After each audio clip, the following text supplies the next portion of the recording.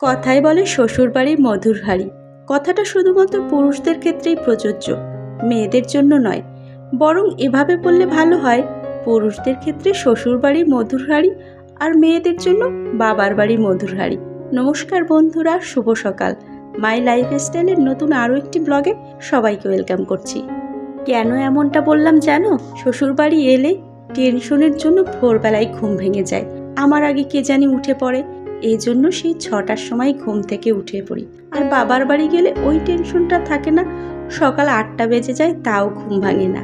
এখানে যদিও কেউ কৈফিয়ত চাইবে না, কেউ বলবে না যে দেরি করে কেন উঠলে, কিন্তু তারপরও নিজের কাছে খারাপ লাগে।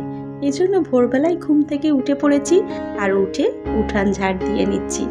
আজকে আমি যেহেতু ভোরে উঠেছি, এই জন্য আমি উঠান ঝাড় দিচ্ছি। এদিকে আমার ছোট যা এসে দেখছি কলপারে থালা বাসন নিয়ে চলে এসছে। আমাদের বাড়িতে এটা একটা নিয়ম হয়ে গেছে, যেই ভোরবেলায় ঘুম থেকে উঠবে সে উঠানটা ঝাড় দেবে, আর তারপরে যে উঠবে সে থালা বাসনগুলো ধুয়ে নেবে। কাউকে বলতে হয় না যে তুমি এই কাজটা করো। আমরা সকলেই অনেক ভোরে ঘুম থেকে উঠি। যদিও কারো একদিন ঘুম থেকে উঠতে একটু দেরি হয়ে যায়, তাহলে তাকে আর আমরা ডাকি না, আমরাই অন্য কাজগুলো করে নিই।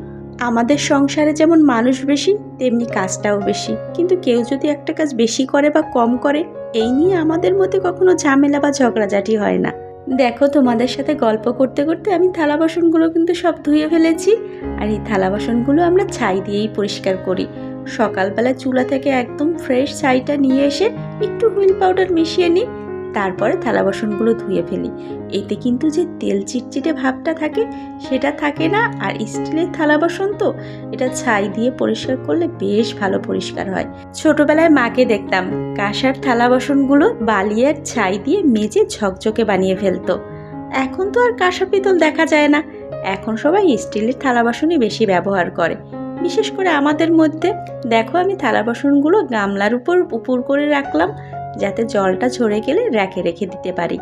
সকালে আমি যখন উঠান ঝাড় দিচ্ছিলাম, তখন একটা ছোট মেয়ে এসে আমাকে বলল, আপনাদের মনে হয় কাঁঠাল পেকেছে, ঘ্রাণ বেরিয়েছে। সত্যি এসে দেখছি যে কাঁঠালটা পেকে গেছে।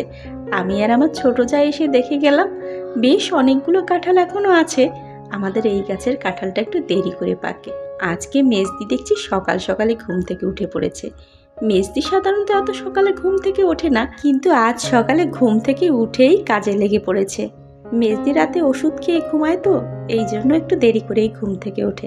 আসলে মেজদির জীবনেরও একটা কাহিনী আছে, সেটা না হয় তোমাদের অন্য একদিন বলবো।